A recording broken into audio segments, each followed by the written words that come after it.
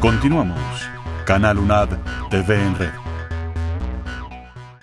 Continuamos en UNAD, Educación y Desarrollo Humano. Nuestro programa en el día de hoy está no solamente en un set diferente, sino dedicado a las tecnologías de la información y comunicación. Nos encontramos en el primer Fórum Mundial de Tecnologías de la Información y Comunicación y pues nuestros invitados conocen muchísimo del tema y además nos van a hacer entrar fácilmente en él porque nos van a ir facilitando este conocimiento. Por eso yo quisiera, doctor Ramón, habiendo escuchado un poco de su conferencia, usted hablaba acerca de los computadores y de cuál era la importancia que tenían en la educación, porque muchas veces cuando hablamos de tecnología, de la información y la comunicación, la gente se reduce a pensar, tengo un computador, ya lo tengo todo. Entonces, ¿cómo podemos hablar un poco más allá? Sí, diciéndolo breve para no extenderme, soy profesor y por lo tanto mi virtud es decir en 2 horas lo que se podría decir en 5 minutos. Pero sí, diciéndolo breve, los computadores son necesarios. Los computadores no son lo importante. Los computadores son necesarios. Pensar hoy en hacer cualquier tipo de trabajo intelectual sin computadoras es una barbaridad, es una barbaridad. ¿Cómo hacíamos antes? Pues íbamos a una velocidad lentísima. Yo hice la tesis doctoral sin computadora, recuerdo.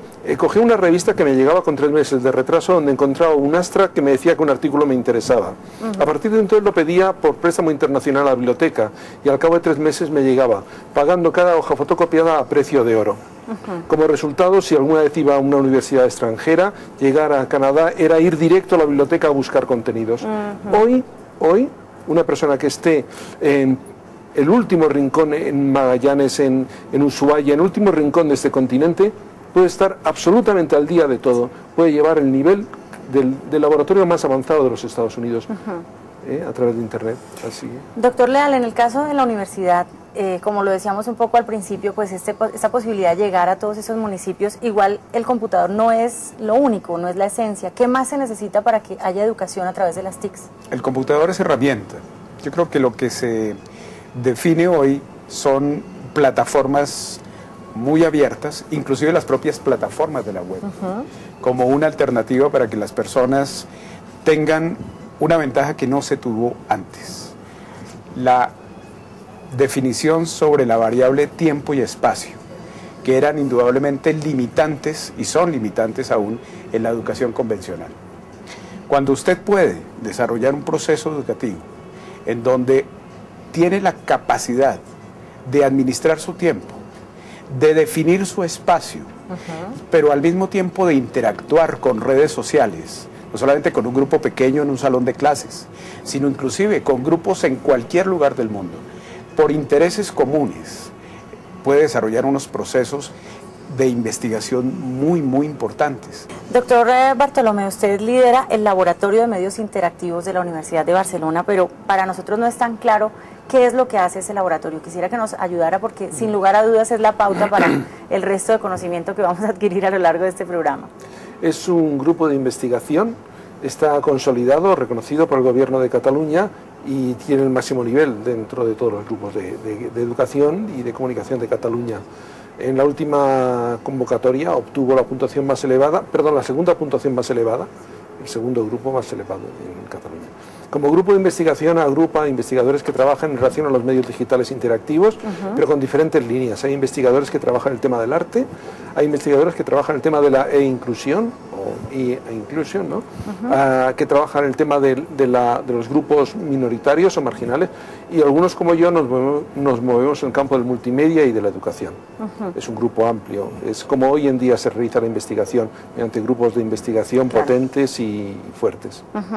Pues la pregunta era un poco porque la universidad utiliza las TICs, digamos que de alguna manera propende porque haya una masificación del uso de las mismas, pero naturalmente la investigación tiene que formar parte de todo, de esa construcción de conocimiento, esa construcción de educación, y por supuesto eso que usted decía, no es ya el contenido sino el proceso. ¿Cómo desde la universidad se empieza a llamar como a los grupos a que busquen más allá del uso de la herramienta como tal para seguir más adelante? Sí, tal vez es el quid del asunto de la organización que planifica escenarios de educación a distancia, particularmente virtual.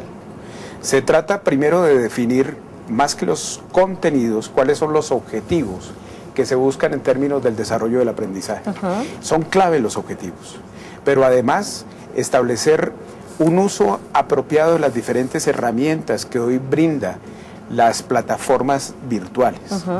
En ese sentido, nuestra universidad ha venido desarrollando unos procesos de cualificación muy importantes, en donde estamos llamados a transformar roles. El primer rol que hay que transformar es el rol del docente, porque el docente siempre ha tenido una autoridad implícita en la medida en que domina un grupo sobre el conocimiento que él posee. Se trata de todo lo contrario. Hoy, lo decíamos también en este foro, tienen más habilidades y competencias tecnológicas los estudiantes que los propios profesores.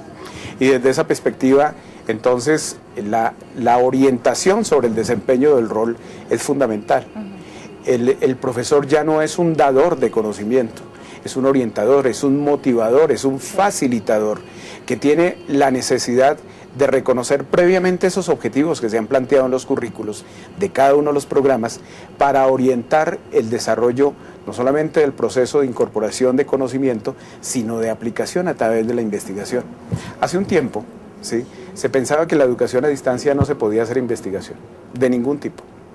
Hoy, por lo menos nuestra universidad tiene grupos registrados en todas las áreas de conocimiento y en todas las disciplinas, en Colciencias, que es el referente en Colombia para desarrollar investigación del más alto nivel. Pero además se creía que la educación a distancia era de segunda calidad, ¿sí? Hoy no, hoy la educación a distancia, tanto para países desarrollados como en vías de desarrollo, es la gran oportunidad. Así lo dijo una de las conclusiones de la Conferencia Mundial de julio pasado que desarrolló la UNESCO para el sector de la educación en el mundo. Sí. Pues justamente, doctor Ramón, usted es uno de los pioneros del uso de las TICs en educación en Europa, concretamente, y por supuesto, pues en España. ¿Cómo fue esa evolución? ¿Cómo fue iniciar a andar ese camino de explicar, mire, vamos a cambiar un poco los códigos, las formas, los procesos, etcétera, dentro de la educación? La historia de las TIC es muy larga, empieza con los medios audiovisuales hace muchísimo tiempo. Entonces, bueno, yo también soy un poco viejo. Viejo no, con experiencia. Con experiencia. Sí, entonces está muy bien, desde los años 60 he ido viviendo toda la introducción de las tecnologías y he ido viendo cómo determinados errores se repiten, ¿no? Por ejemplo, en los años 60 aparece la televisión y un grupo de gringos piensa, hombre, nos vamos a ahorrar en profesores de francés en el condado, vamos a poner una profesora de francés, le ponemos una cámara delante, un busto parlante y nos acabamos de ahorrar los profesores de francés y profesoras de todas las demás escuelas del condado. Fue un fracaso, como se puede imaginar, y entendieron de que eso era un fracaso. Bueno, todavía ahora aparecen los podcasts y vemos en instituciones que gastan dinero en crear unos podcasts, una tecnología maravillosa de la web 2.0, y hacen bustos parlantes iguales que aquellos. Y yo pienso, bueno, repetirán el fracaso, pero tampoco quiero decírselo porque uno no puede ser un poco cuervo de mal agüero, ¿no? Pero ya lo sabemos. Entonces esa es una historia que viene desde hace mucho tiempo, digamos con fuerza desde los años 50 y 60, y que va evolucionando y de la que podemos aprender muchísimo. Por supuesto, la UNAD ha tomado experiencias como la de la Universidad de Barcelona, aunada por supuesto a su experiencia. ¿Cuál es el reto que se presenta para la UNAD en el uso de las TICs? Yo creo que primero, garantizar la pertinencia del uso de estos medios. Lo hemos planteado también, aún en Colombia tenemos necesidad de desarrollar la educación a distancia tradicional porque no hay opciones de acceso a la Internet. Nosotros llegamos, por ejemplo, a un lugar como Nabusimaki, que es ciudad perdida, donde ni siquiera hay energía eléctrica. Y llegamos a ese grupo de indígenas con las condiciones tradicionales de la educación a distancia. De tal manera que lo fundamental aquí son los propósitos y las herramientas tenemos que saberlas aplicar. El reto, no solamente para la UNAD, sino creo yo para Colombia, es garantizar el derecho fundamental a la conectividad para todos, en cualquier lugar.